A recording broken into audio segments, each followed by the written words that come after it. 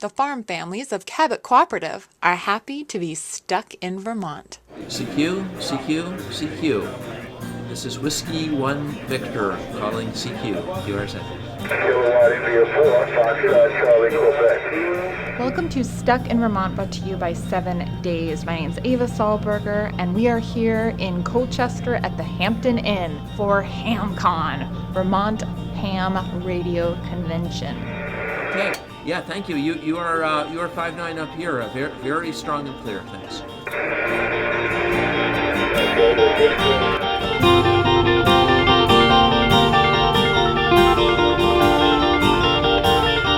This is called HamCon. HamCon is a flea market and ham radio demonstrations, lectures, and presentations. Ham radio is short for amateur radio. It's kind of a nickname we use. And amateur radio is a service of the Federal Communications Commission. We get licenses so we can talk to one another. It's a lot of fun. I get to see a lot of people that I don't get to see too often. I talk to them on the radio quite a bit, but it's good to be able to see them and shake their hand occasionally. And we then have what's called an eyeball. We have a QSO, a contact, face-to-face, eyeball to eyeball. To talk with the guys around, pretty much. See what everybody's doing. Okay, Rick, that sounds great. Yes, you sound good all the way from Georgia. It's said that amateur radio has pioneered all radio frequencies in use today.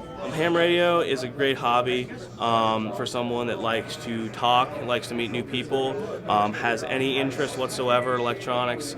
Enjoy the technical challenge. Depending on the conditions, you might reach no one. The band might be just crackling with dozens of people. Some of the microwave frequencies will do things like you can bounce off rain clouds. You can point your antenna into the aurora curtains. And yeah, there are people that have worked off the moon up as high as 47 gigahertz. You kind of get what the ionosphere is going to give you. And of course, amateur means something you love to do. We don't get paid to do this. We do this because we enjoy doing it. Well, when I was 3 years old, my grandmother made me a crystal set, and I've never stopped. When I was a kid, actually going to school, I was into shortwave listening. And I tune around, I hear these broadcasts from all over the world, and I said, wow, this is neat. Right after I got out of the Army, and I think it was about 1955, so I've been a ham for ever since then. Well, in Vermont, we have just shy of 2,200 licensed radio amateurs. These are people that have a license with the federal government. When I turn the radio on, I throw my call sign out. I never know who's going to come back to me. CQ20 meters. Here is Whiskey 1 Victoria, W1V, Whiskey 1 Victor, special event station in Vermont. People hear, Vermont, wow, that's a rare one. Good morning. This is Whiskey 1 Victor in Vermont. So it's like fishing. You cast a line out, you don't know who's going to come back to you. It could be somebody clear across the other side of the planet, or it could be someone clear across town. The thing with ham radio is it's very unpredictable. You can turn the radio on some days, and as I was doing earlier, talk to Brazil. There have been kings and heads of state who are ham operators, people in just about every walk of life. I've talked to a B-29 bomber over the Mediterranean. I've talked with people in almost every state. They heard my call letters on one of the space shuttles. Amateurs, as a rule, tend to be kind of independent. Some are very opinionated, so sometimes you can run into some very spicy political discussions, late at night. I've had literally multiple hour-long conversations with people. You realize that we are all very similar. In fact, during the days of the Cold War, hams in this country would talk to hams in the Soviet Union, and what you find out is they're just like us. Your cell phones, your landlines, a lot of stuff can go down. Ham radio operators, we are very off the grid. We don't rely on wires and stuff like that to keep us connected. We use radio waves. It happens sometimes even here in Vermont. The internet goes out for reasons you don't know why. If the power was to go out for any extended period of time, I'd be able to communicate effectively with not only ham radio operators in my community, but also around the world. Various parts as needed. You get to buy equipment and sell junk that I don't need anymore. And I love to haggle.